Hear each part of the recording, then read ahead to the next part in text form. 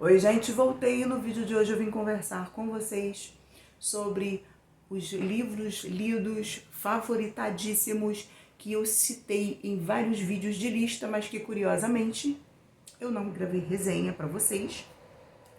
E conforme eu já falei no vídeo anterior, estava dando uma garimpada na estante, uma organizada, e percebi que eu tinha esses livrinhos por aqui e resolvi trazer esse vídeo para vocês. Já aproveita, deixa seu like, se não é inscrito, se inscreve, deixa depois o seu comentário aqui embaixo sobre o que você achou, se já leu, se não leu, se ficou com vontade de ler. Me ajude compartilhando esse vídeo com seus amigos, pra gente bater aquela meta dos 2.000 inscritos, porque a gente continua aí nessa meta. Por favor, continue me ajudando. Deixarei aqui embaixo os links dos livros, o meu link geral da Amazon, no box de informações, e fixado no primeiro comentário. Lembrando que adquirindo quaisquer itens, você não paga nada a mais por isso e me ajuda com uma pequena comissão. Fica desde já aqui o meu muito obrigada a todos vocês. Bora lá, gente, sem mais delongas. Primeiro livro que eu li, amei, favoritei, meu Deus, que livro maravilhoso. Eu tava no comecinho do canal, A Menina que Roubava Livros. A gente tem um livro aqui de 479 páginas. E na época, esse livro estava com um hype enorme. Acho que logo ali depois foi lançado o filme, então estava todo mundo vendo o filme, lendo o livro. Aí eu falei assim, não vou gravar, já está todo mundo lendo, está todo mundo vendo o filme. Aí deixei passar. Mas a gente tem aqui o contexto da Segunda Guerra Mundial. Temos a nossa personagem principal, que é a Liesel, o seu irmãozinho.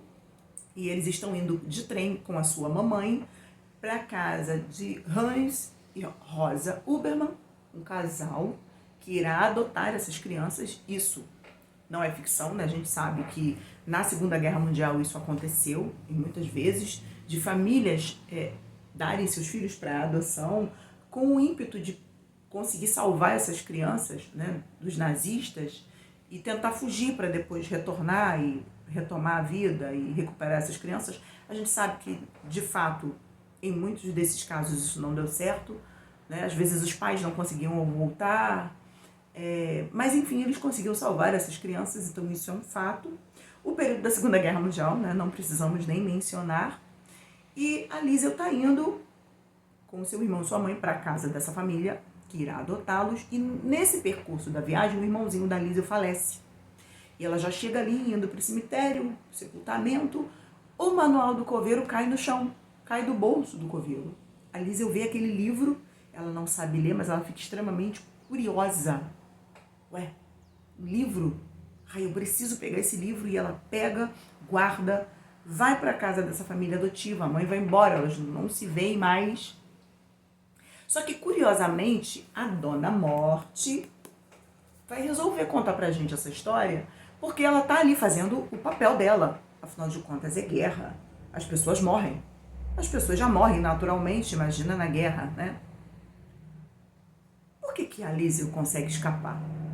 E a partir dessa incógnita, né, dessa pergunta curiosa de por que todo mundo morre e várias circunstâncias são criadas, mas a Liesel escapa, a Dona Morte vai desenvolver pra gente essa narrativa, essa história que eu poderia dizer realismo fantástico, fantasia, não sei, gente. Eu só sei que é um livro lindo, poético, maravilhoso, uma ficção com o pano de fundo da Segunda Guerra Mundial, que é uma verdade. E no decorrer dessa história a gente vai ver a Liesel aprendendo a ler, indo para a escola, fazendo amizades, se metendo em algumas confusões e tendo acesso, por acaso, conseguindo entrar na biblioteca do prefeito da cidade. Ela vai passar todo o decorrer da história nessas indas e vindas a essa biblioteca, que por acaso vai ficar com a janela ou a porta aberta, e conseguindo ao mesmo tempo, apesar das inúmeras situações, escapar da morte. Gente, é sensível, é poético, é lírico, é reflexivo sobre as questões da vida, da oportunidade, de conseguir sobreviver, enfim, favoritadíssimo. Se você ainda não leu, por favor. É um livro que tem algumas ilustrações, não muitas, mas nós temos algumas ilustrações aqui, ó, perdidas pelas páginas desse livro, e eu indico demais para vocês. Favoritadíssimo. O próximo, eu descobri que era um clássico só quando chegou em casa. Foi publicado pela primeira vez em 1961. É um livrinho de 257 páginas. Parece que é um calhamaço, mas as folhas são grossinhas. É um livro todo ilustrado, infanto-juvenil, e ele tem uma proposta, gente, que me lembra muito Alice no País das Maravilhas. Tudo depende de como você vê as coisas. É literalmente um livro sobre perspectivas, sobre respeito, sobre amizades, sobre as diferentes opiniões às quais nós podemos sobreviver muito bem sem invadir o espaço do outro. Nós temos aqui o Milo. O Milo, ele é um menino confuso, ele não sabe muito bem o que quer da vida. Se ele está na escola, ele queria estar em casa. Se ele está em casa, ele queria estar na escola. Se ele queria estar brincando, ele queria estar dormindo. Se ele está dormindo, ele acorda de repente. Não, eu não queria dormir, eu queria estar brincando. Enfim, ele passa a vida assim, meio confuso. Ele passa o dia assim, meio tristonho, de casa para a escola, da escola para casa. Ele está sempre querendo fazer a outra coisa. Nunca o que ele está fazendo ou o que ele está vivendo é importante, é suficiente, sabe? Nunca tá bom. Eu tô fazendo isso aqui, mas eu queria estar ali. Eu estou aqui, mas eu queria estar lá. Eu tô comendo isso aqui, mas eu queria comer outra coisa, sabe? Ele tá sempre assim. Mas chega um determinado dia, ele chega da escola e em seu quarto ele encontra uma caixa enorme, um presente. E nessa caixa ele tem diversos objetos.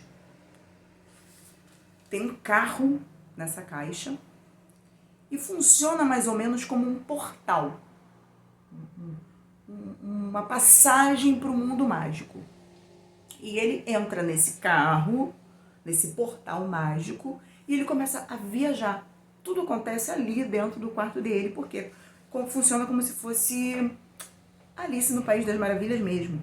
E ele vai para a cidade de Cianópolis, onde ele vai descobrir os significados das palavras, o que cada palavra, o sentido de cada palavra para cada pessoa, porque cada pessoa vê de uma forma, entende de uma forma, cada pessoa tem uma história de vida. Tudo isso, gente, lembrando que é uma história infanto-juvenil. Ele vai para o Vale Silencioso, onde é extremamente importante falar apenas o indispensável. O silêncio, sabe, a paz, a tranquilidade, ela é muito priorizada, é muito respeitada, é muito bem-vinda. Ele vai visitar a Feira das Palavras, onde letras são vendidas. Enfim, gente, tudo isso para que o Norton Juster, é o nome do autor, ele possa conversar com a gente sobre essa questão, sobre essas questões, porque são muitas, que envolvem a amizade, o respeito, as perspectivas de vida, sobre o tentar se colocar no lugar do outro, tentar calçar os sapatos do outro. Uma coisa muito importante, gente, nesse livro, principalmente para quem está aqui na internet, porque hoje em dia tudo que você fala, toda opinião que você emite, vira um problema, sabe? Parece que emitir opiniões virou ofensivo. Então esse livro fala muito sobre isso, sobre essa questão de você respeitar o espaço do outro. Podemos conviver bem com diferentes opiniões, diferentes perspectivas, diferentes visões de mundo, de vida, porque cada um tem uma história única. E eu li esse livro, eu acho que eu não gravei a resenha, porque eu estava com uma parceria e eu estava com algumas metas a cumprir. E aí eu li esse livro, citei ele em vários vídeos de lista, mas acabou que eu não consegui gravar a resenha. Mas enfim, tá aqui, indico demais para vocês. Por favor, leiam. Tudo depende de como você vê as coisas. Tem uma imagem que reflete muito bem isso, se eu achar ela, eu vou deixar aqui para vocês. São 2 homenzinhos, o número no meio, esse daqui vê o 6, esse homenzinho aqui vê o 9. É uma imagem icônica que reflete muito bem a ideia central desse livro. O próximo livro, gente, maravilhoso, de Frank Ostaseski, Os 5 Convites. Gente, eu pesquisei, eu acho que esse livro aqui, você só vai achar direto na editora ou em sebos. Eu acho que esse livro está esgotado. De qualquer forma, eu vou pesquisar novamente. Se eu achar algum link, eu vou deixar aqui embaixo para vocês. Esse livro aqui, gente, trata acerca dos pacientes em estado terminal. O Frank, ele tem 30 anos de experiência com o que ele chama de área de cuidados compassivos. É um livro, assim, muito tocante, mexe muito com a gente, porque a gente vê que as pessoas, ao final da vida, o orgulho acaba, a presunção acaba, a certeza acaba. Sabe aquela questão de, não, isso aqui é minha opinião, eu não mudo. Quando a gente está frente ao fim da vida, tudo isso vira nada, sabe? Tudo isso vira entulho. A gente vai ver aqui nessa narrativa, é muito emocionante, é um livro que faz você chorar, que mexe com você, é um livro assim que eu li e fiquei extremamente emocionada, é um livro que em alguns momentos eu chorei, porque várias vezes você vai ver as pessoas aqui dizendo o seguinte: eu só queria a oportunidade de voltar no tempo para dar um abraço. Eu só queria a oportunidade de voltar no tempo e retirar o que eu disse, ou dizer o que eu não disse, ou pedir desculpas, ou dar uma segunda chance. Eu queria voltar no tempo para dizer para aquela pessoa: eu te dou uma chance. E no meio dessas conversas que ele vai contar pra gente acerca dos seus pacientes, ele vai ficar doente. Ele vai ficar frente à morte, o Frank. E aí ele vai contar pra gente que uma coisa é o que ele sabia na teoria. Ele era um profissional da área de cuidados compassivos. Só que dessa vez ele calçou os sapatos dos seus pacientes e ele está frente à morte. E ele percebeu que o que ele ensinava e que parecia ser tão fácil, na prática não é nada disso. Ele viu na pele, ele sentiu, porque ele ficou muito doente, ele quase faleceu. E ele percebeu com a sua doença, com a sua experiência, que tudo que ele estava ensinando era muito mais difícil de colocar em prática do que o que ele imaginava. Enfim, gente, é um livro sobre a vida. Sobre a vida. Sobre contar de 1 até 10 antes de sair chutando a porta. Se é que você me entende. É um livro sobre perdão, sobre redenção. Enfim, gente, eu não vou falar mais nada. Por favor, leiam Os 5 Convites, porque ele vai trabalhar aqui sobre 5 temáticas extremamente importantes. Eu não vou falar, quero que vocês leiam e eu indico demais para vocês. E o último livro que eu li e não gravei resenha é um clássico da literatura, maravilhoso, que eu comecei a leitura, eu abandonei, mas aí passou uns dias eu fiquei, gente, essa história, esse menino, e eu retomei a leitura e o que parecia ser um livro chato se tornou um favorito da vida. E isso eu não sei nem explicar por que eu não gravei a resenha, mas enfim, tá aqui. A Estepe, de Anton Chekhov. Gente, é um livro curtíssimo, como vocês estão vendo, ó, da Penguin Companhia. E a gente tem aqui o Yegorushka. Ele vai ficar órfão, né? O seu pai falece e a sua mãe, no afã de lhe dar uma educação melhor, vai pegar esse menino, vai colocar numa carroça, junto com o padre, junto com outras pessoas, rumo à casa do tio. Porque ela quer que ele tenha uma vida melhor, um futuro melhor, quer que ele estude, quer que ele seja, dentro desse contexto histórico russo, né, alguém na vida.